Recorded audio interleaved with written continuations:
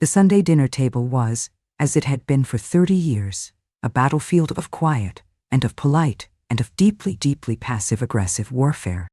I was sitting at the head of the table, in my usual chair, a silent and a smiling and a deeply, deeply invisible queen in a kingdom that was no longer mine.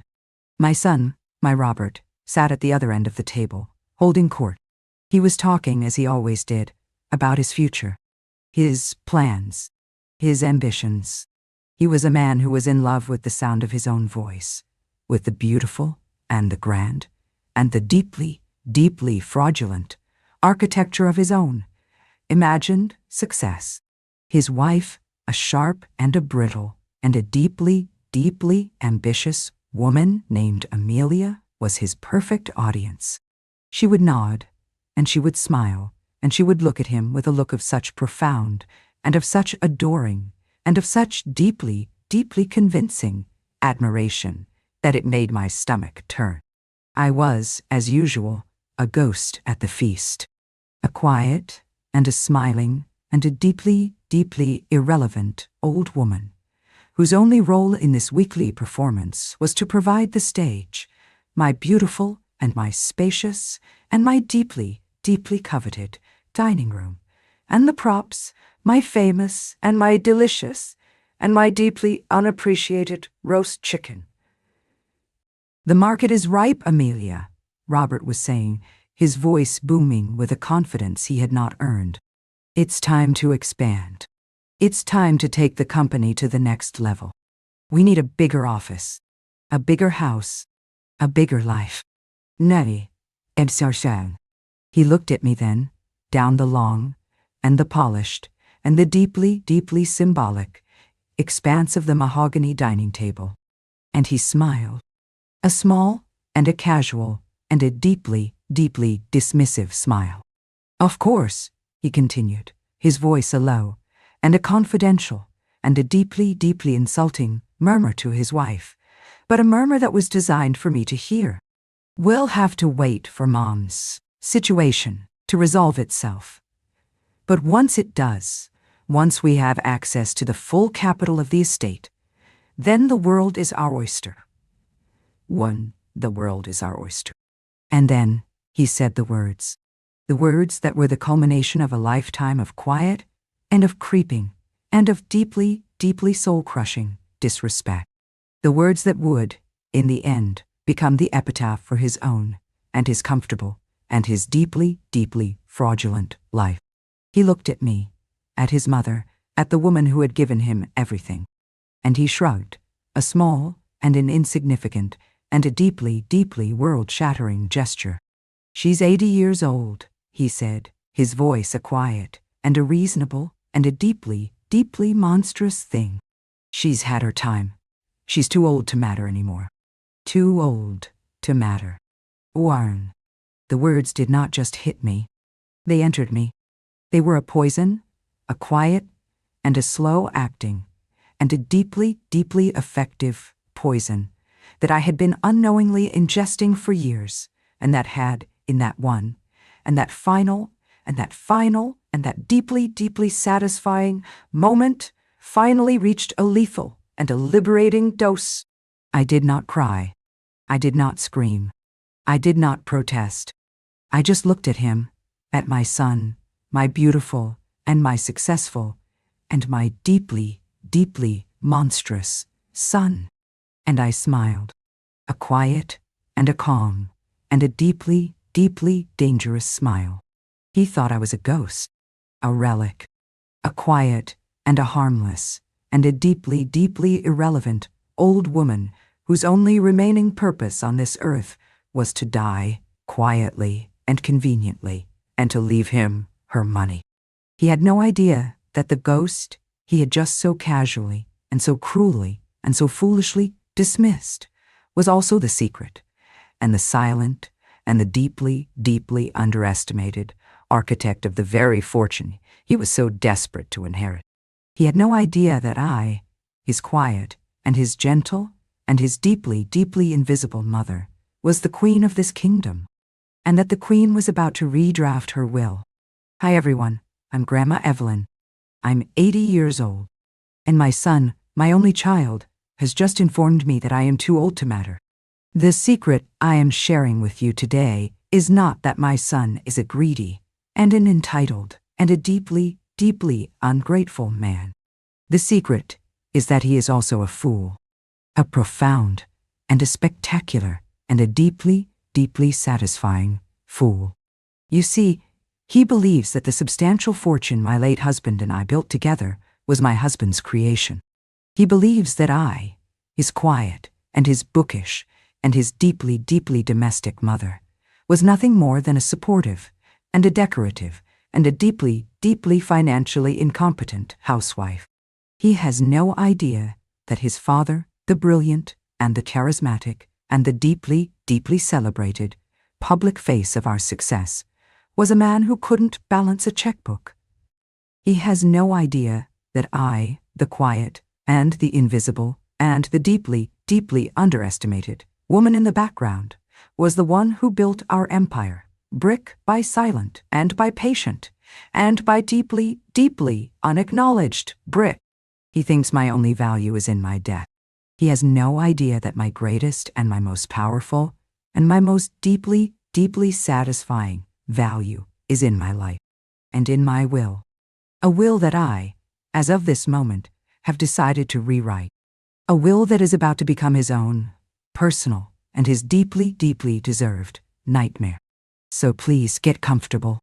This is a story about a son who thought his mother was a footnote in his own, grand, and his deeply, deeply fraudulent story. And a mother who decided to write a final and a devastating and a deeply, deeply satisfying new chapter. It is the story of how I, the woman who was too old to matter, taught my son a final and an unforgettable and a deeply, deeply public lesson in the art of mattering. Your support, your likes and subscriptions to Voices of the Forgotten are the quiet and the steady and the deeply, deeply satisfying sound of a pen, scratching out an old life and writing a new one. To understand why my son, a man who had been given everything, could look at his own mother and see nothing of value, you have to understand the 50 years I spent making myself invisible. You have to understand the beautiful and the successful and the deeply, deeply fraudulent partnership that was my marriage. My life with my husband, my Arthur, was a love story, a real and a passionate and a deeply, deeply complicated love story. We met in college. He was the poet, the dreamer, the brilliant, and the charismatic, and the deeply, deeply impractical professor of literature. I was the quiet, and the shy, and the deeply, deeply methodical mathematics student. He was a man of words, of ideas, of beautiful, and of soaring, and of deeply, deeply unmarketable theory. I was a woman of numbers, of logic, of the quiet, and the steady, and the deeply, deeply profitable reality of a balance sheet. We were a perfect team, a perfect, and a beautiful, and a deeply, deeply unbalanced teaming diet. After we married, I took a job as a junior analyst at a small and a struggling and a deeply, deeply uninspired investment firm. And Arthur, my brilliant and my beautiful and my deeply, deeply unemployable husband, he wrote his poetry. And I, in my love for him, in my belief in him, in my deep and my abiding and my deeply, deeply foolish desire to protect his beautiful and his fragile and his deeply, deeply unprofitable soul from the harsh realities of the world, I began to invest. I started small. I took a portion of my meager salary, and I began to play the stock market. I was not a gambler. I was a mathematician. I was a librarian of numbers. I saw not risk, but patterns. I saw not chaos, but a quiet, and an elegant, and a deeply, deeply predictable kind of logic. And I was good at it. I was very, very good at it. Over the years, my small and my secret and my deeply, deeply satisfying little hobby, it grew.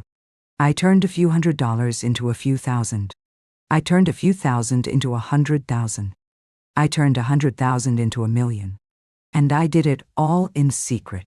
My husband, my Arthur, he knew nothing of this. He lived in a beautiful and a comfortable and a deeply, deeply oblivious world of his own making, a world that was funded by a magic he did not understand and did not question. He thought my small and my steady and my deeply, deeply inadequate salary as a financial analyst was paying for our beautiful home, our European vacations, our son's private school education. He had no idea that he was a poet who was being funded by a quiet and an invisible and a deeply, deeply successful Wall Street tycoon. Me, I did it for him. I did it because I loved him. I did it because I wanted him to be free to be the beautiful and the brilliant and the deeply, deeply impractical man he was. I did not want him to have to worry about money. I did not want him to have to compromise his art, his soul, his beautiful, and his deeply, deeply unprofitable view of the world. And I did it for my son, my Robert. I wanted to give him the life that my husband and I had never had. A life of security, of opportunity, of a quiet and an effortless and a deeply, deeply satisfying kind of privilege. But in my desire to protect them, in my quiet and my secret, and my deeply, deeply misguided generosity, I had made a fatal mistake. I had taught them that money was a magical and an invisible and an endlessly renewable resource. I had taught them that their beautiful and their comfortable and their deeply, deeply privileged lives were their birthright. I had not taught them the value of $1 because I had never shown them the work that had gone into earning it. I had not taught them to respect the source of their own good fortune. I had taught them to disrespect me. The disrespect was a quiet and a gentle and a deeply, deeply insidious thing. It was 1,000 tiny and deeply, deeply wounding paper cuts. It was the way my husband, my brilliant and my poetic, and my deeply, deeply financially incompetent husband would pat my head and call me his little money magician, as if my success were a cute and a charming and a deeply, deeply unzerious little parlor trick. It was the way my son, my Robert, would come to me with his business plans, his get-rich-quick schemes, his requests for seed money, and he would speak to me not as a partner, not as an investor, but as a soft and a sentimental and a deeply, deeply gullible touch. They loved me, but they did not respect me. They saw me not as the architect of their lives, but as the wallpaper, a quiet and a pleasant and a deeply, deeply invisible part of the scenery. After my Arthur died, the disrespect, no longer tempered by his gentle and his loving and his deeply, deeply oblivious presence, it began to curdle into something harder and colder and more deeply, deeply cruel. My son, Robert, and his wife, Amelia, the sharp and the brittle, and the deeply, deeply ambitious woman he had married, they began to see me not as the wallpaper, but as the foundation, a foundation that was old and was cracking and was deeply, deeply in the way of the new and the bigger and the much, much more glamorous life they wanted to build. They began to talk about my future. They began to leave brochures for expensive and for beautiful and for deeply, deeply soul-crushing retirement communities on my coffee table. They began to talk about my health, my safety, my best interests. They began to speak the quiet and the loving and the deeply, deeply insidious language of a family that is preparing to dispose of its elderly. And I, in my grief, in my loneliness, in my deep and my abiding, and my deeply, deeply foolish desire to keep the peace, I had let them. I had played along. I had allowed them to believe that I was the frail and the confused and the deeply, deeply irrelevant old woman they so desperately and so conveniently needed me to be. I had no idea that my quiet and my passive and my deeply, deeply foolish acquiescence was not just enabling their greed. It was fueling it. It was teaching them that I was a thing to be managed, a problem to be solved, a life that was, in the grand and the important and the deeply, deeply self-absorbed scheme of their own lives, no longer of any consequence. Until tonight. Tonight, when my son, my child, the boy I had given the world, had looked at me and had told me, with a quiet and a casual and a deeply, deeply satisfying cruelty, that I was too old to matter. And in doing so, he had handed me the one thing I needed to finally and completely and irrevocably matter more than he could ever, in his wildest and his greediest, and his most deeply, deeply foolish dreams have ever imagined. The week after that Sunday dinner was the quietest and most profoundly productive week of my life. I was a ghost, yes, but I was a ghost with a mission. While my son and his wife moved through the house, their footsteps light with the arrogant and the deeply, deeply satisfying belief that they had finally and completely broken me, I was busy building my weapon. I did not go to a lawyer's office. That would have been too risky. Amelia, I knew, was watching me. She was monitoring my calls, my comings and goings. She was a warden in her own private and deeply, deeply comfortable little prison. So I, the quiet and the clever and the deeply, deeply underestimated old woman, I brought the lawyer to me. He was a young man, a quiet and a brilliant and a deeply, deeply discreet young man who was a junior partner at my late husband's old law firm. I had met him a few times at company Christmas parties. He was a man who was hungry and ambitious and who had, I knew, a deep and an abiding and a deeply, deeply useful sense of loyalty to the memory of my husband, the man who had given him his first job. I called him on my old and my untraceable and my deeply, deeply useful pay-as-you-go cell phone, a relic of a past life that I had kept, for some reason, in the back of my sock drawer. I told him I needed his help. I told him it was a matter of the utmost and the most delicate and the most deeply, deeply confidential importance. And I told him to come to the house on a Tuesday afternoon at precisely 2:30 and to pretend to be a door-to-door salesman selling vacuum cleaners. He arrived as instructed, a young and a nervous and a deeply, deeply convincing vacuum cleaner salesman. Amelia, who was in the living room reading a fashion magazine, looked up at him with a look of pure and of unadulterated and of deeply, deeply satisfying snobbery.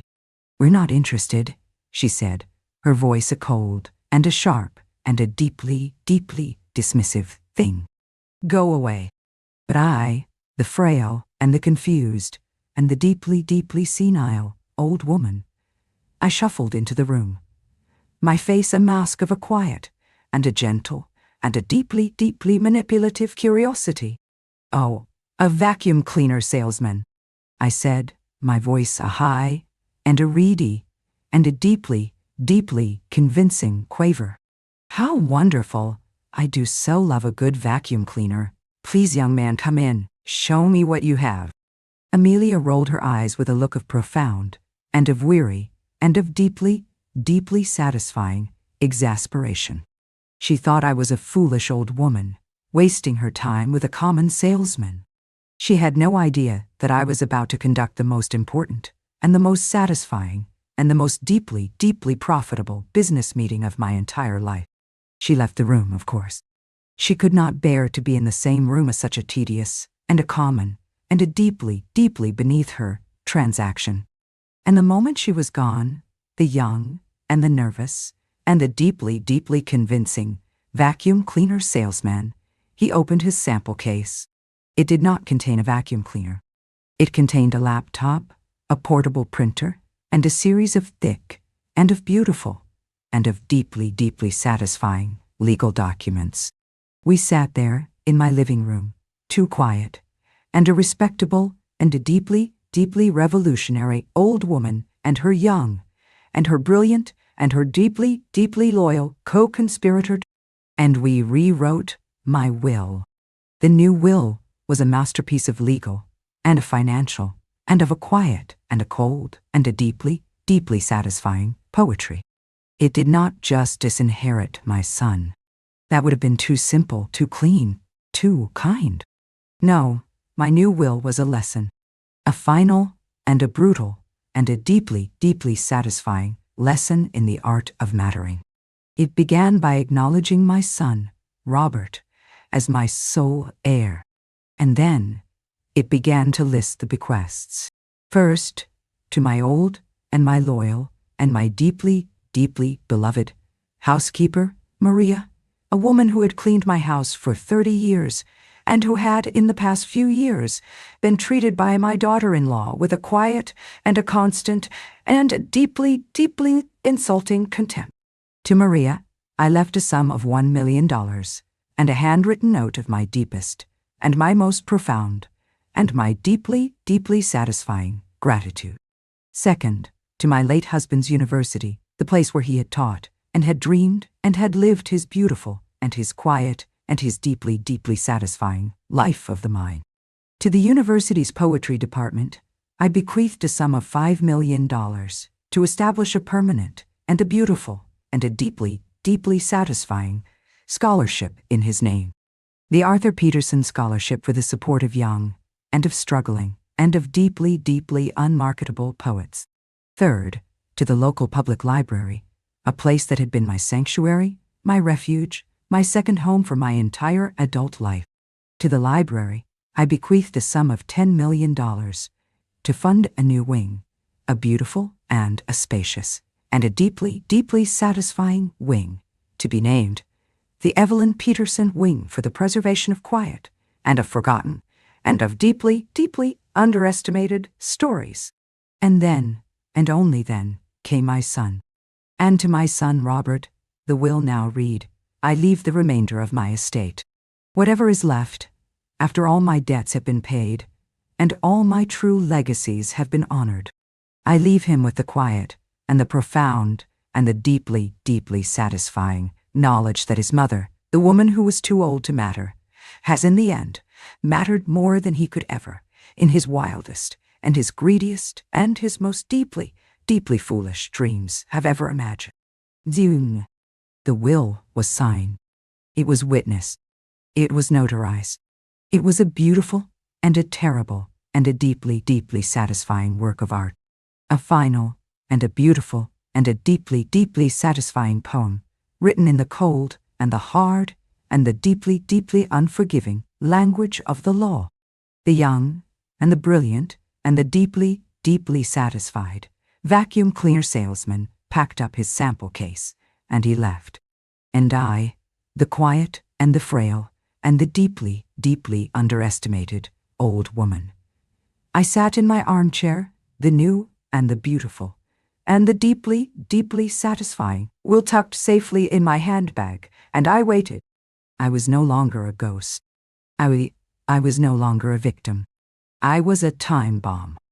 A quiet and a patient and a deeply, deeply satisfying time bomb, just waiting for the perfect moment to explode. And that moment, I knew, was coming very, very soon. The stage for my final and most beautiful and most deeply, deeply satisfying performance was, of course, a Sunday dinner. The same and the traditional and the deeply, deeply passive, aggressive, weekly ritual that had been the backdrop for so many of my quiet and my invisible and my deeply, deeply painful humiliations. I spent the entire day preparing. I did not just cook a meal. I created a masterpiece. A symphony of my son's favorite foods, a feast of a nostalgia so profound, so powerful, that it was a weapon in itself. I made the slow-roasted and the herb-crusted and the deeply, deeply succulent leg of lamb that his father used to love. I made the creamy and the garlicky and the deeply, deeply decadent potato gratin that he had adored as a child. I baked the apple pie, my apple pie, the one with the flaky and the buttery and the deeply, deeply perfect crust that he had always, always said was the taste of home. I set the table with my best and my oldest and my most deeply, deeply storied china. I used the silver, the heavy, and the ornate, and the deeply, deeply valuable silver that my own grandmother had brought with her from the old country. I lit the candles. I opened a bottle of the best and the most expensive, and the most deeply, deeply celebratory bottle of red wine I own. The house was a stage set, a beautiful, and a warm, and a deeply, deeply deceptive stage set for a final, and a loving, and a deeply, deeply devastating family dinner. They arrived at 7 o'clock, as they always did, and they were, as I knew they would be, surprised. They had been treating me as a ghost, a piece of furniture, a quiet, and a sad, and a deeply, deeply irrelevant old woman, for so long that the sight of me in my best dress, my face alight with a strange, and a new, and a deeply, deeply unsettling kind of joy, it threw them off their game. "Mom," Robert said, his voice a mixture of confusion, and of suspicion, and of a dawning, and a greedy, and a deeply, deeply satisfying kind of hope. "What's all this? What's the occasion?" "The occasion, my darling," I said, my voice as smooth, and as sweet, and as cold as honey, "is the future. Our future. I've made a decision about the estate, and I wanted to share it with you both. As a family." The look that passed between him and his wife, the look of pure, and of unadulterated, and of a deeply, deeply satisfying greed, was a thing of beauty. They thought this was it. They thought the old woman had finally, and completely, and irrevocably cracked. They thought I was about to surrender, to give them everything they had always wanted. They had no idea that I was not surrendering. I was declaring war. We sat at the table, my beautiful, and my polished, and my deeply, deeply symbolic mahogany dining table, and we ate. I watched them as they ate the food of their own, and their beautiful, and their deeply, deeply fraudulent childhoods. I watched as the taste of my love, of my history, of the life I had given them, filled their mouths. And I watched as their faces, which had been so hard, and so cold, and so deeply, deeply cruel, began to soften. They were being seduced. They were being lulled into a state of warm, and of nostalgic, and of deeply, deeply vulnerable complacency. They were too greedy and beautiful, and deeply, deeply stupid. Flies, and I was the quiet, and the patient, and the deeply, deeply satisfied old spider. And this beautiful, and this delicious, and this deeply, deeply satisfying meal was my web. When the dinner was over, when the last, and the final, and the deeply, deeply satisfying crumb of apple pie had been consumed, I stood up. "And now," I said, my voice a quiet, and a calm, and a deeply, deeply theatrical thing, for the main course. I went to my husband's old, and his beautiful, and his deeply, deeply symbolic writing desk, and I took out the will, the new will, the beautiful, and the terrible, and the deeply, deeply satisfying will that my young, and my brilliant, and my deeply, deeply loyal vacuum cleaner salesman had prepared for me. I did not read it myself. That would have been too confrontational, too unladylike. Instead, I handed it to my son. "Robert, darling," I said, my voice a soft, and a gentle, and a deeply, deeply poisonous whisper. "Would you do me the honor? Would you read it aloud to the family?" He took the will from my hand, his face a mask of pure, and of triumphant, and of a deeply, deeply satisfying victory. He thought he knew what it said. He thought it was his coronation, his inheritance, his future. He cleared his throat. He sat up a little straighter, and he began to read. He read the first page, the part that named him as my soul, and my beloved, and my deeply, deeply deserving heir. And he smiled. A small, and a smug, and a deeply, deeply satisfying smile. He turned to the second page, and he began to read the list of my bequests.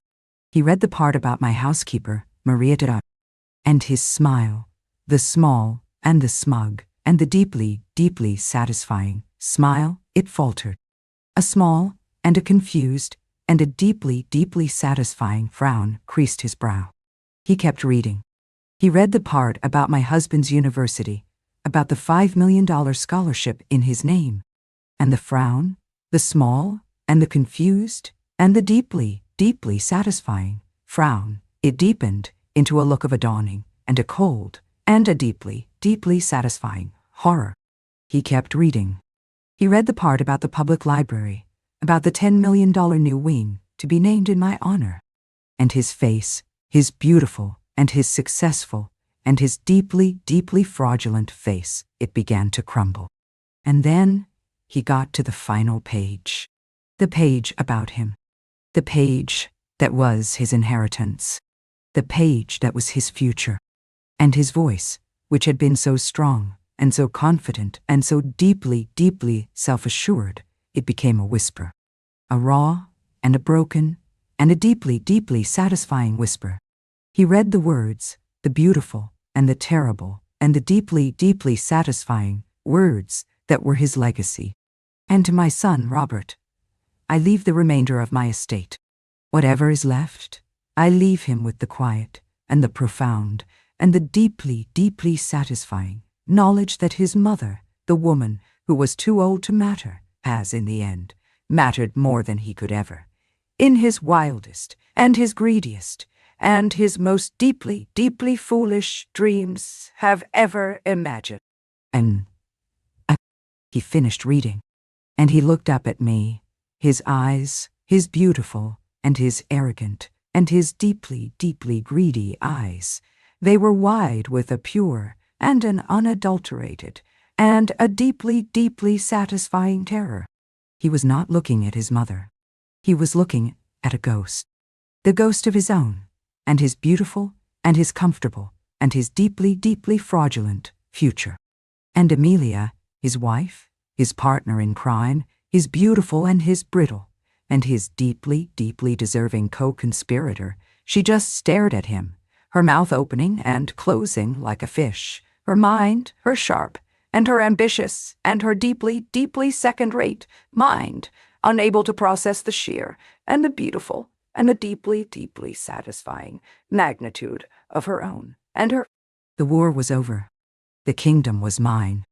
And the two, beautiful and greedy, and deeply, deeply foolish, little pretenders to the throne had just been, with a quiet, and a calm, and a deeply, deeply satisfying slice of apple pie, and a beautifully, and a terribly, and a deeply, and a terribly, and a deeply, deeply satisfying new will, disinherited. And it was the most beautiful, and the most triumphant, and the most deeply, deeply satisfying meal I had ever served.